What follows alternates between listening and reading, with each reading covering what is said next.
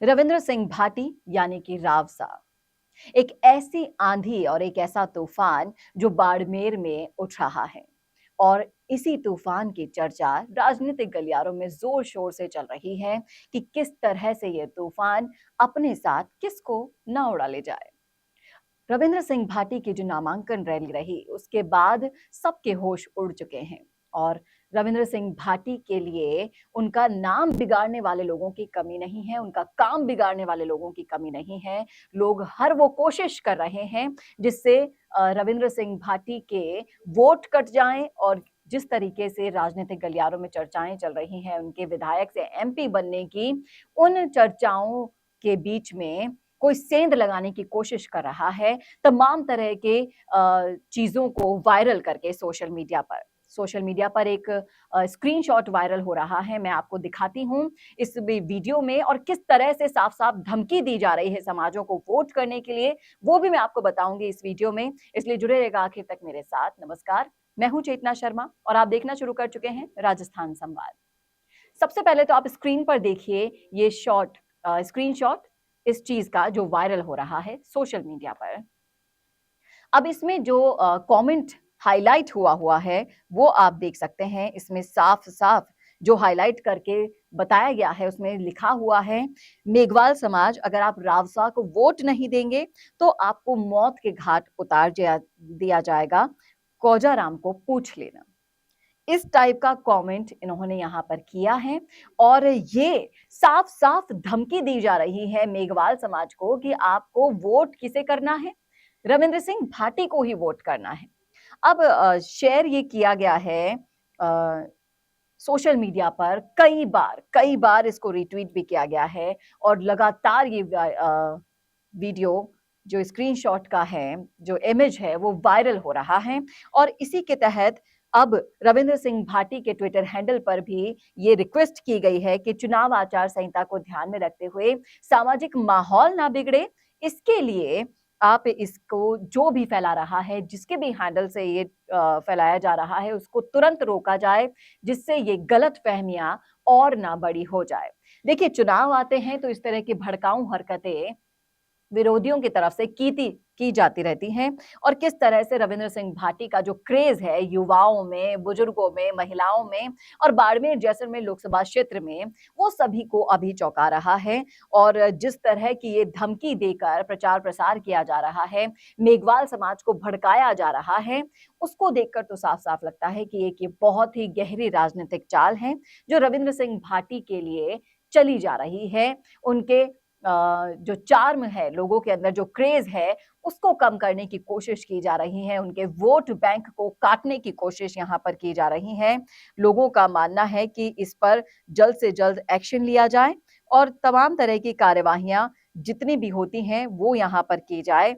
लोग कह रहे हैं कि जिस तरह से रविंद्र सिंह भाटी युवाओं का साथ देते हैं, लोगों का साथ देते हैं, लोगों की समस्याएं सुनते हैं, उस तरह से इनको जिताकर जो विरोधी हैं, जो विरोध के सुर, बगावत के सुर बड़े कर रहे हैं, लोगों को भड़काने का काम कर रहे हैं, समाजों में बांटने का काम कर रहे हैं, उन लोगों को इनकी जीत को इनको जिताकर इनको अच्छा और करारा जवाब यहाँ पर दिया जाए, लोगों को यहाँ पर मानना है।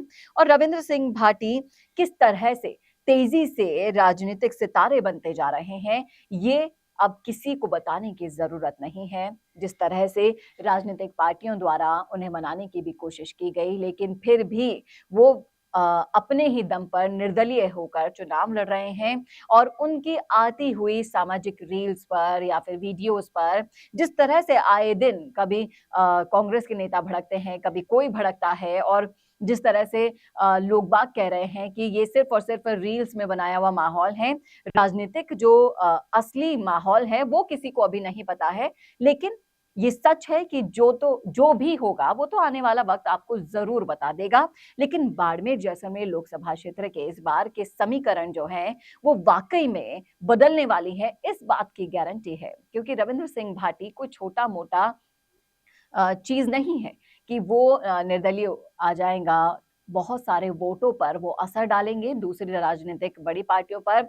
राष्ट्रीय पार्टियों को भी अब चिंता सता रही है कि रविंद्र सिंह भाटी किस तरह से ये समीकरण बदलने वाले हैं। इसी के अलावा रविंद्र सिंह भाटी को बीजेपी का ही आदमी भी कहा जा रहा है।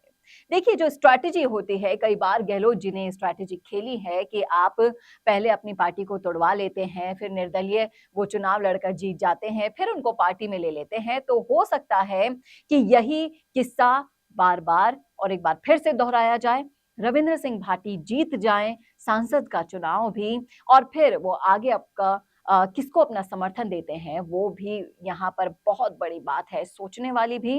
और दिलचस्प बात ये भी है कि किस तरह से बाड़मेर जैसलमेर लोकसभा क्षेत्र के समीकरण तेजी से बदलते हुए जो दिखाई दे रहे हैं, वो वाकई में असलियत है। लेकिन ऐसी अफवाहों को रोकने का हमें ही प्रयत्न करना होगा।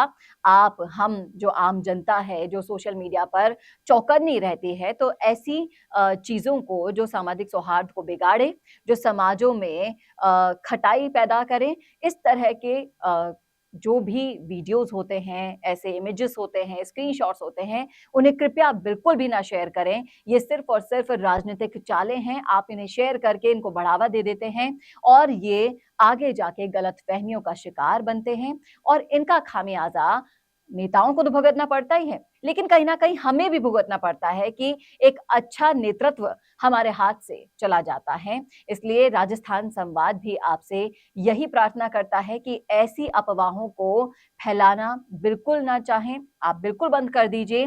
जो भी आता है ऐसे आपके सामने, जो कमेंट आता है, एक्स पर ट्वीट आता है, इनको आप या तो डिलीट कर दें या रिपोर्ट कर दें। आगे बिल्कुल भी इन्हें बढ़ावा ना दें।